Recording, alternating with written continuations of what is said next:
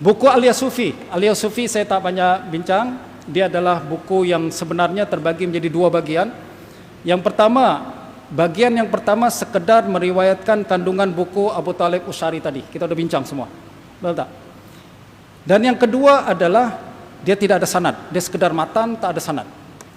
Tuan-tuan tengok dalam manuskrip dia, tuan-tuan boleh tengok di dalam slide saya. Beliau dalam bagian pertama beliau mengatakan Mu'taqad Al-Imam Abu Abdullah Muhammad bin Idris Asy-Syafi'i, dan dia riwayatkan sanad dia hingga Abu Talib Al-Usyari. Dia sebenarnya adalah buku Abu Talib Al-Usyari. Bagian pertama ni, tak ada perbezaan. Dan kita sudah sebutkan hukum dia, ya kan?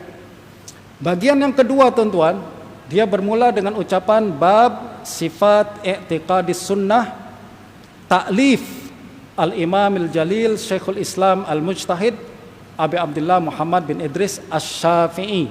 Tuan-tuan kena beri penekanan kepada ucapan ta'lif. Ta'lif apa maknanya? Karangan, tulisan. Betul tak? Tapi beliau bawakan matan kitab tersebut tanpa sanad sama sekali. Dia hanya mengatakan apa namanya? Qala Allah Subhanahu wa taala laqad kana lakum fi Rasulillah uswatun hasanah dan sebagainya. Seolah-olah ini adalah akidah Imam Syafi'i, tapi dia tak bawakan sanad sama sekali. Yang pertama dia bawa sanad, tapi sanad Abu Talib Al-Usyari. Kita udah bincang. Bagi saya dia bukan tak sahih. Yang kedua lebih teruk daripada itu, dia tak ada sanad sekalipun. Tak ada sanad sama sekali. Dia hanya terus bawakan matan. Ada orang kata ini sebenarnya bukan apa namanya i'tiqad Imam Syafi'i secara betul-betul, tapi ini adalah kefahaman daripada ashab Syafi'i, ulama Syafi'i berkenaan akidah Imam Syafi'i. Iyakah? Dia kata ta'lif. Ini adalah ta'lif karangan Imam Syafi'i. Boleh tak kita cakap apa? Ni kitab Ustaz adalah karangan Imam Syafi'i. Awak terima aja, tak terima Wahabi. Boleh tak? Saya rasa tak boleh kan? Setiap penisbahan kitab kepada penulisnya mesti ada sanad. Dan menariknya lagi tuan-tuan, bagian yang kedua ni punya masalah yang sangat banyak. Pertama bagi saya lah, sejauh saya baca buku-buku Syafi'i, saya rasa aras bahasa tak sama dengan bahasa Imam Syafi'i. Tapi itu kan subjektif kan, saya tak nak elaborate lebih jauh. Yang kedua, semua hadis yang disebutkan dalam bagian kedua ni tak ada sanad sama sekali. Dia cuma mengatakan ruwiya an Muaz, ruwiya an fulan, ruwiya an fulan. Kalau tuan-tuan baca buku-buku Syafi'i selalu disebutkan sanad dia setiap kali meriwayatkan sebuah hadis. Jadi kebiasaan kita kepada Imam Syafi'i, saya rasa macam tak mungkin Imam Syafi'i macam ni, tak seperti Syafi'i yang saya kenal. Tapi kan subjektif kan tuan-tuan, tak apa, kita pindah ke tempat yang lain. Yang berikutnya, banyak hadis-hadis dalam bagian yang kedua ni tidak dijumpai dalam buku-buku Imam Syafi'i yang lain. Penat-penat Baihaqi kumpul Ma'rifatus Sunan wal Asar, tak buku yang disebutkan di situ tak ada pun dalam buku-buku tersebut. Yang berikutnya tuan-tuan ini lagi best. Banyak hadis-hadis dalam bagian ni palsu. Mana Syafi'i yang pakar dalam hadis tu? Tak nampak. Dia tak nampak ke hadis ni palsu, tapi disebutkan dalam bagian tersebut.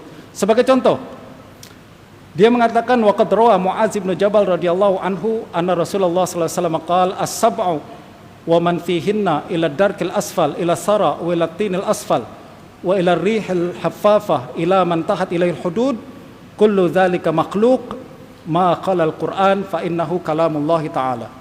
Dia katakan semua yang ada di langit, di bumi, di ujung, di bawah, semuanya makhluk melainkan Quran. Kullu zalika makhluk, semua makhluk melainkan Al-Quran, sebab Quran adalah kalam Allah. Hadis ini tuan-tuan diriwayatkan oleh Abu Daud An-Nakhai. Kata Imam Suyuti, ajma'u ala annahu kazzab yada'ul hadis. Masuk akal tak tuan-tuan Imam Syafi'i berhujah dengan hadis macam ni? Bagi saya tak macam Syafi'i yang saya kenal, kecuali Syafi'i jiran saya di Indonesia lah. Tapi kalau Syafi'i yang saya kenal dalam Risalah, tak mungkin macam ni. Dan ini yang lagi best, dalam kandungan dia menukil daripada Sahal bin Abdullah At-Tustari. Sahal ni tuan-tuan, dia lahir tahun 200 Hijrah. Imam Syafi'i meninggal 204 Hijrah.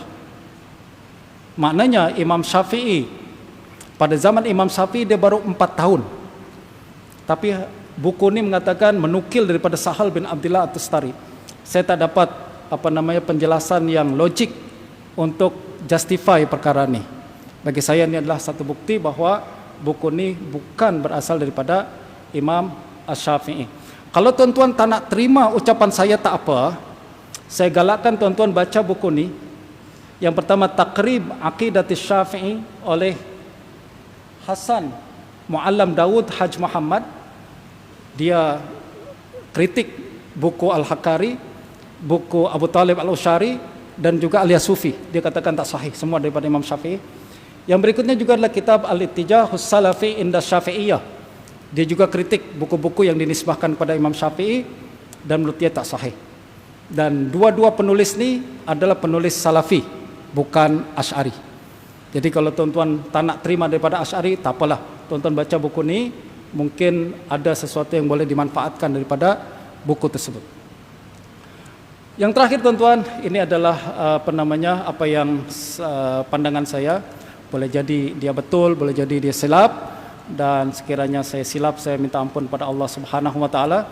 Sekiranya ada kawan-kawan yang nak tunjukkan kesilapan saya, sangat berterima kasih, dan saya akan bersedia untuk menarik semula pandangan saya. Saya tak ada isu berkenaan okey saya kena betul, nak orang kena terima, saya tak ada perkara macam tu. Saya nak bentangkan saja. Kalau salah, saya akan minta ampun pada Allah Subhanahu wa taala. Sekiranya betul, mudah-mudahan bermanfaat, dan insyaallah kita berjumpa semula pada masa akan datang. Mohon maaf kepada kedua-dua panelis, saya terlalu panjang bincang sampai pukul 12. 3 jam lebih ya. Masya Allah, minta maaf lah. Kita akan jumpa semula pada sallallahu alaihi wasallam Muhammad wa alihi wasallam. Assalamualaikum warahmatullahi wabarakatuh.